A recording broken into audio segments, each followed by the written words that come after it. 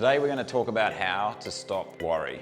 A lot of people would like to know if it's possible to let go and live a joyful and peaceful life without worry. It's good to be concerned about things, but we don't have to stress. And we can reduce that stress by up to 70%. And for that, we don't need ice baths and we don't need hours of therapy. We just need to eat well, sleep well, exercise well, socialize well, find novelty and hope. So to start with, what are we talking about? So worry is a form of stress we feel when we make a judgment that a potential future outcome is bad and likely.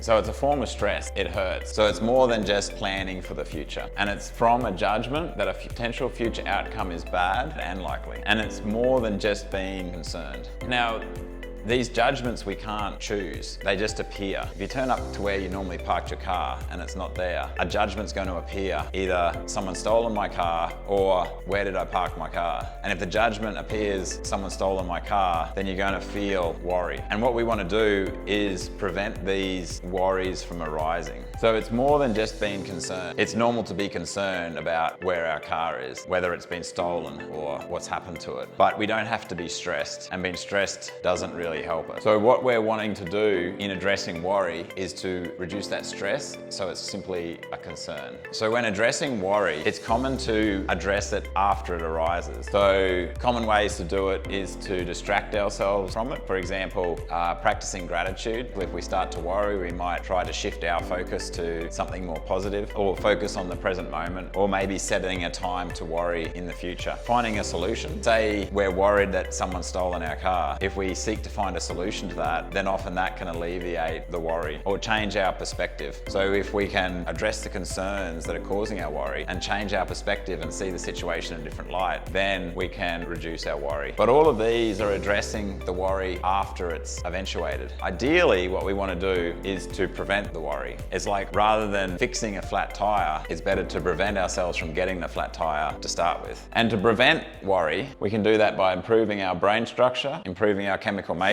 and changing our foundational beliefs. People with certain brain structures are generally more optimistic, and you can cause yourself to have a brain structure more like that. And generally people with more serotonin, dopamine, and oxytocin are more optimistic. And so if you can change your way of life so as to change your chemical makeup, then you can make yourself more optimistic and prevent worry from occurring in the first place. And thirdly, we've got our foundational beliefs. So these are the lens through which we see everything that happens to us. And if we have a lens through which we see everything that gives us hope and acceptance, then we're less likely to be worried when things go wrong. So the brain structure we're wanting to have an optimistic outlook, and so that these worrying judgments come to us less often, is increasing the size of and density of our prefrontal cortex, the rational part of our brain, increasing the connectivity between the prefrontal cortex and the other emotional parts of our brain, and then increasing the density of hormone receptors. And the way we can do that is by exercise well, eating well, sleeping well, socializing well, learning, and reducing stress. So by exercising daily, the improvement in our brain structure that we can see is improved connectivity between the amygdala and other regions of the brain responsible for emotional regulation. And then this positive change can happen in 1 to 3 months. Sleeping well, getting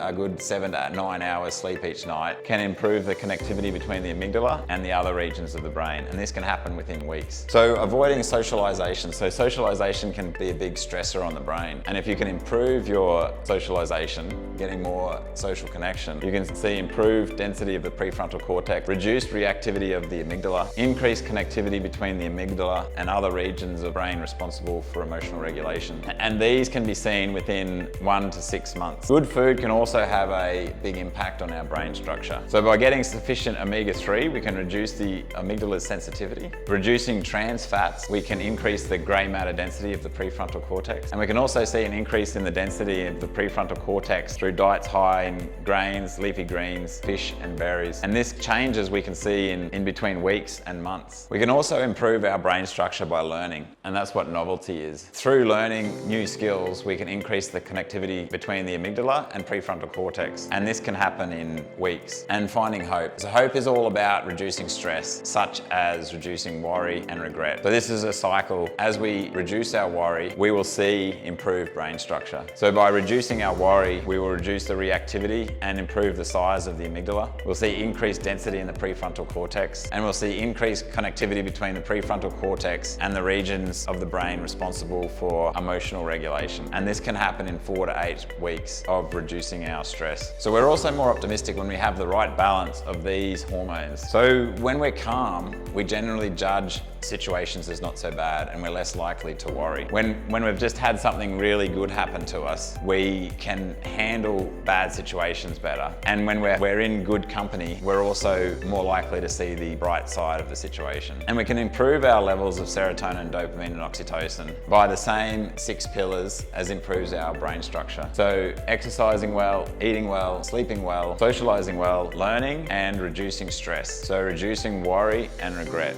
So this table summarizes how the 6 pillars will help us build these hormones within us. So by exercising, eating well, socializing, and having a sense of hope, we will increase our serotonin levels. Dopamine levels can be improved by eating well, exercising well, sleeping well, learning, and reducing our stress. And then oxytocin is generally improved by social activities. The third way we can lift our optimism and reduce our worry, or reduce the occurrence of worry, is by adopting good foundational beliefs. So these are beliefs that explain the unexplained and give us enduring hope and enduring acceptance. So regardless of the situation we're in, regardless of what bad thing has just happened, we can still have hope and acceptance of what's happened. So these foundational beliefs are broken up into our foundational purpose and our foundational cause. Our foundational purpose is what our reason for living is. So this could be to make it to heaven, or be reincarnated as a higher being, or it could just be to be happy. A lot of people's foundational purpose is for success. And the problem with that foundational purpose is that when things go wrong, we have nothing to fall back on. And a good foundational cause is one that explains everything as unavoidable. Because when you know it had to happen like that, then it's easier to accept. You know that you couldn't have avoided it. So if you want to stop worrying, the first thing to decide is, do you want to prevent it or just address it? If you want to prevent it, then you've got to improve your brain structure, your chemical makeup, and your foundational belief. By doing these 3 things, you can have peace no matter what life throws at you. By doing these 3 things, you'll be able to have a joyful and peaceful life without worry.